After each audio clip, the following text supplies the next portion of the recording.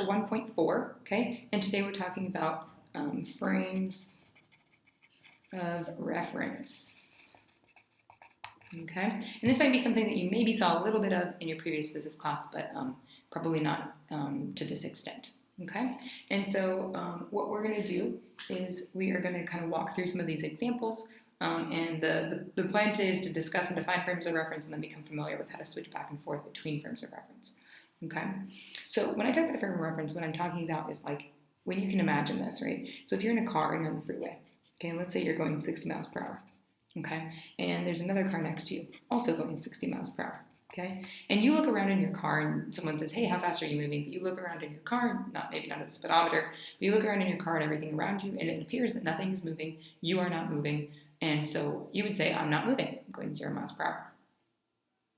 If you look at a car that's next to you going 60 miles per hour, since you guys are going the same speed relative to you, that car's not moving, okay? You're staying in the same position relative to one another, and so no one's moving, okay? But if there's a person over here observing the freeway, they would say, no, you're both moving at 60 miles per hour, okay? Now, let's imagine that this car, instead of going 60 miles per hour, is now actually going to speed up and go 80 miles per hour. So what you're going to see is you're going to see that this guy is passing you, but you're not going to see that this guy's passing you at 80 miles per hour. You're going to see that this guy's passing you at 20 miles per hour, okay? Because the difference in your speeds relative to one another is 20, and so you're going to see 20. But this guy over here is going to see 80, okay? But he will also see that relative to you, this car is only going 20 miles per hour faster, okay? But that's because he thinks you're going 60, you think you're going 0, okay? And this is sort of what I'm talking about when I talk about frames of reference. So let's look at some examples here. Now this is a very, when we think about frames of reference, when we think about our own frame of reference, we tend to think in a very arrogant way, okay? We think about us, and when we talk about us, we think about everything moving around us, okay? And humans on Earth have sort of accepted to a default that we are at rest, okay? The Earth is at rest, okay? And anything that moves is moving around us, okay? But in reality, if we think about it, right? We're standing on the Earth, we look around at our feet, nothing's moving, we say, no, we're not moving. But imagine someone up here on the International Space Station looks down at us, okay? They're saying, no, that's not true. You're moving 1,000 miles per hour in rotation with the Earth, okay? And so we would disagree on our velocities, okay? I would say, oh, I'm not moving. This person up here would say, yeah, you are 1,000 miles per hour, okay? So that's kind of the idea. So let's look at how this plays out in this example here. Okay, so first of all, your point of view is always valid, and so is everyone else's. Okay, it may disagree with someone else's variable values, but you'll find that the same physics occurs, and sort of the end result is the same. Okay, so here's the situation. So you imagine you are on this truck. Okay, the truck is at rest, and you can throw a ball at a velocity of 20 meters per second. Okay. Now, if you're at rest, you look around at your feet, the truck is not moving, nothing's moving. This observer says, yeah, you guys are at rest. You're both going to see that ball move to the left at 20 meters per second. Okay? No different there, no one's moving. Now, let's imagine that the truck has a velocity of 50 meters per second. Okay? And it's moving to the left. Okay? Now, if you're still standing on the truck, because you're also moving 50 meters per second to the left, you are going to look down at your feet, and relative to you, the truck is not moving. So you're going to say, no, we're not moving, okay? While this observer is going to say, yeah, you are, you're coming at me at 50 meters per second, okay? Now you throw the ball, you can still throw it at 20 meters per second. That's your arm strength. So to you, it looks like the ball is moving to the left at 20 meters per second.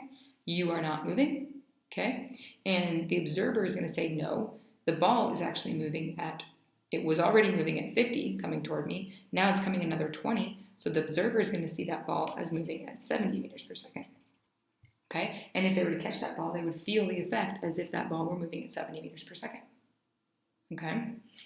In this situation, let's imagine the car is going the other way at 50 meters per second, okay? You throw the ball, you can still throw it at 20 meters per second. Again, you look down at your feet, truck and you are relative to each other and not moving, so you assume, no, we're not moving, okay? So what you see is, again, the ball going to the left at 20 meters per second. The observer now is going to see, well, the truck and the ball and everything was moving at 50 meters per second, but then you threw the ball back this way, okay? And so now The observer is going to see the ball as moving to the right at 30 meters per second. Okay, so it's really a matter of adding or subtracting 50, okay, to get the difference between the reference frames. In this one, everything's the same, okay? In this one, you can see that this guy sees the ball as moving at 20, but this guy sees it at 70 toward him. This guy is seeing this guy as coming toward him at 50, okay? And then in this one, this guy is saying, you're moving away from me at 50. Okay, I'm not moving. You're moving backward at 50, okay? The ball is coming this way at 20. This guy says, no, you're moving away from me at 50, but the ball is moving away from me at 30, okay? Now, if we think about like the path that this ball is going to take, so this guy is going to see the ball separate, at 20 meters per second. Same here. It's going to be, really the ball is moving this way, right? But he's going to see it separate from him at 20 meters per second, even though it's still moving to the right. And this guy is also going to see that ball, moving to the right, but at 30 meters per second. Okay, so the end result is going to be the same. And I think we'll see that more over here in this example. All right, so we're going to set some rules for frames of reference so that you kind of have an idea of how we're going to set these problems up. So in your frame, okay, your velocity equals 0 always. Okay, you are never moving according to you. Okay, to switch frames, you are going to add or subtract relative velocity components. And there's kind of a nice little trick that we can use to do that, and I'll show you that when we go through our second example, okay? So let's take this example here, and let's say that we have an observer, okay, helping her friend launch his kayak from the bank of a river. So this is part A of the problem. Okay, here's the bank of the river, here's the observer outside the river, here's the kayaker on the river, here's the trees, okay? The river has a current of 6 meters per second. I drew it to the left, okay? The kayaker can paddle at 4 meters per second, okay? If the kayaker paddles against the current, what will the kayaker report for his speed? That answer you report for your own speed is always 0. Kayaker says, I'm not moving. Okay, the water around me isn't moving, I'm not moving, everything looks like it's staying the same. I do see that the shore is seeming to move to the right. This shore seems to be moving to the right, okay, but I'm not moving, the water's not moving, okay. The observer, you can imagine this, here's the kayaker, okay, he's traveling at 4 meters per second this way. The river is traveling at this meters per second, 6 meters per second that way, okay. So the observer is going to say, no, you're actually moving to the left, okay, at -2 meters per second. We haven't set our direction, but you can say 2 meters per second left. Okay? So according to the kayaker, he's not moving, okay? According to the observer, the kayaker's paddling that way at 4, the river's going that way at 6, and so what this observer sees is the -2, okay? Moving to the left. Now, if the kayaker, instead of moving with the current or against the current, he decides he wants to cross the river, okay? How far? Okay, well, we're going to say 20 meters is the length of the river here, from bank to bank, okay? All right, we're not going to figure out how far he drifted. We can do that, but that example is going to be in the second one. I'm just going to show you how they sort of see this situation, okay? So the observer sees what's happening. He sees the kayaker traveling 4 meters per second straight across, the river moving at 6 meters per second to the left, and so he'll sort of see this kayaker go in this direction, okay? Now, according to the kayaker, if this is the kayaker's view here, he says, no, I'm not moving, okay? I'm not moving at all. The water around me is not moving, okay? But hey, these trees are coming at me at 4 meters per second. And hey, this tree is moving away from me at 4 meters per second, okay? And these trees also seem to somehow be going to the right at 6 meters per second.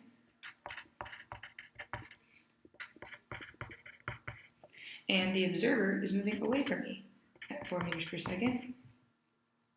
Okay, and is moving all right? But me and the water are not moving, all right? This is what the kayaker sees. And yes, this is crazy, right? The trees and the shore are not moving, okay? But according to the kayaker, they are, because he's not moving at all. He's just sitting at rest, okay? According to him, he has a velocity of 0. Okay, because he looks around, his boat doesn't seem to be moving relative to him, the water doesn't seem to be moving relative to him, and so this is what he sees. Okay? So when he tries to cross the river, okay, if we're going to see how long, let's say, how long does it take for him to cross the river? The observer is going to say, well, the river is 20 meters wide, bank to bank, he's moving in this direction, 4 meters per second. Yes, he's also drifting. Okay, but this component of his velocity is 4 meters per second. And since these are perpendicular and independent of one another, this moving 4 meters per second for 20 meters, this is going to take him 5 seconds to get across the river. Now, according to the kayaker, he's saying, well, I'm not moving, but the shore is coming toward me, and the shore has 20 meters for it to get, in order to get close to me, in order to get to me. So if the shore is going to move, and it's moving at 4 meters per second toward me for 20 meters, it's going to take the shore 5 seconds to be summoned to me. So they agree on the time that it will take for the kayaker and this shore to be in the same position. But the way that they see this situation happening is completely different. Okay? So let's do one more example here. Okay. One little note, we can transform reference frames by adding the relative speeds, but we can do that in multiple dimensions too, and that's what we're going to do here. Okay, we're going to do it in 2 dimensions for this one, and this is where the little trick that I like to use sort of comes in. Okay. All right, so here is the situation. We have a pilot's instruments indicate that the plane faces due north, so I'm bad at drawing, so here's the plane, okay? Plane is facing north. Okay, and the plane is moving forward at 240 kilometers per hour. Okay, now this is what the pilot's instruments are saying. So according to the pilot, he's not moving, right? He looks around, oh, I'm not moving. Okay, the sky is moving past me. Okay, is what he's seeing. But because we have the instruments in the plane, we know that the speed of the plane, okay, with respect to the air. And this is where the kind of, my trick kind of comes in here. We want to label this speed, okay? We're going to say that this is the velocity of the plane with respect to the air, okay? Is moving at 240 kilometers per hour. Okay, we know that by looking at the speedometer on the plane. If there is a 100 kilometer per hour wind blowing east is this way, okay? This is blowing east. And this is 100 kilometers per hour wind. Let me get this in a better position here. This is the velocity of the air, or the wind, with respect to the earth, is 100 kilometers per hour. Okay? We know that that's the wind with respect to the earth, okay? Or the ground, whatever you want to say. Okay, let's call it ground for now. Okay. All right, the air respect to the ground. What is the pilot's speed relative to the ground? So we're looking for the pilot's speed relative to the ground. Okay, and that's the question here.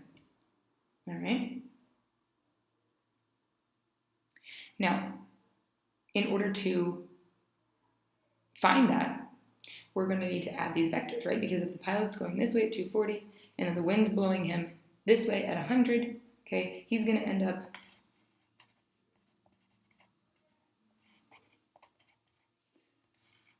really moving in this direction, okay? So we're going to add these 2 vectors together, and this will give us the plane with respect to the ground, all right? Now, here's kind of how the variable's set up, and this is how you can kind of check that you're adding the right 2 vectors. So if you set this up and you say VP with respect to the ground equals the velocity of the plane with respect to the air plus the velocity of the air with respect to the ground, okay? Can you see how these 2 A's sort of look like they cancel, right? One's on top, one's on bottom. These sort of cancel, and then this is what you end up with, VP over G. Okay, that's just kind of my trick. It's not like That's probably not in your textbook. But that's just sort of how I make sure that I'm adding the right two vectors to get the vector that I want. Okay, but it's also obvious in this picture. Okay, so you would add those together, and you would find that this would be about 260. Whoops.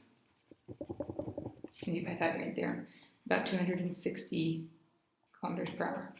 Okay, so the wind actually speeds us up. It just speeds us up. If we're trying to go north, it speeds us up in the wrong direction. Okay, now imagine that we actually wanted to go north. What we would need to do is we would need to fly this way, okay, at 240 kilometers per hour. The wind would push us this way at 100 kilometers per hour, and we would end up, this isn't a very good picture, we would end up going straight at whatever this number is, which is, sorry. Okay, and so in this case, we would have to do Pythagorean theorem again, and what you'd notice is that you'd end up with a smaller speed, because some of your speed produced by the plane engine is being used to fight this 100 kilometer hour wind, right? That component of the wind, we're using that to fight it. And so if we really want to go north, we're going to have to fight that, and we're going to go a little bit slower, but we'll be able to go north. Okay, if we don't care what direction we're going, we can go faster by using the wind to our advantage. Okay. All right, that is it. We will practice these in class.